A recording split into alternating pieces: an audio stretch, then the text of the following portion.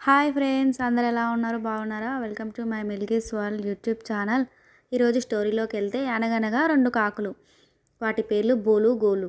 అవి రెండు మంచి మిత్రులు. అయితే ఓ రోజు వారిద్దరి మధ్య ఎవరు గొప్ప అని చిన్న వాదన మొదలయ్యింది. చినికి చినికి గాలివాన అయినట్టు అది కాస్త పెరిగి పెద్దయి నువ్వెంత అంటే నువ్వెంత అని కలబడి కొట్టుకునే స్థాయికి చేరింది. చివరికి ఆ రెండు ఓ పందెం వేసుకున్నాయి. రెండూ కలిసి ఆకాశంలో బాగా ఎత్తుకు ఎగరాలి. ఏది ఎక్కువ ఎత్తుకు ఎగిరితే అది గొప్ప.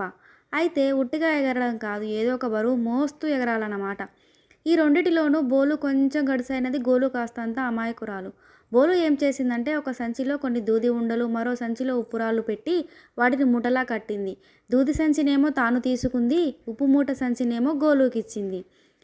సరే, రెండు ఎగరడం ప్రారంభించాయి. బోలు ముక్కుకున్న సంచి తేలికగా ఉండడంతో అది సునాయాసనంగా ఎగరసాగింది. చూస్తుండగానే గోలును మించిపోయింది. దానికన్నా ఎక్కువ ఎత్తుకు వెళ్ళిపోయింది. ఇంతలో వర్షం కురవడం మొదలయ్యింది. బోలు ముక్కుకున్న సంచిలోని దూది వానకు తడిసి మూట బరువెక్కింది. గోలు ముక్కుకున్నది ఉప్పుమూట కావున వానకు ఉప్పంతా కరిగి తేలిగ్గా మారిపోయింది. దాంతో బోలు ఆయాసంతో వెనకపడిపోతే, గోలు మాత్రం సులువుగా ఎగిరి పైకి వెళ్ళిపోయింది. విజేతగా నిలిచింది.